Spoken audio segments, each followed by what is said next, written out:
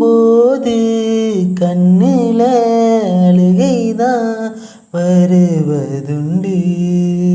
மாடிக்கொண்ட வீடு மடிமேல் கொண்ட லேப்டாப் சொல்லாமல் அடகுதான் போவதுண்டு.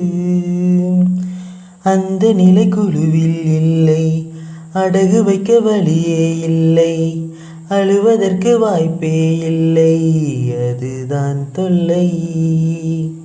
போனவுடன் காசு கோடு, புனிதாவும் கீதாவும் சேரு, கட்டாம வீட்டுக்கு போறதுக்கு வழியே இல்லை.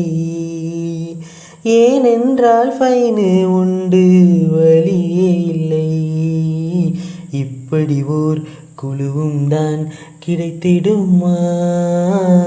வீட்டுக்குள்ள காசும் தான் காய்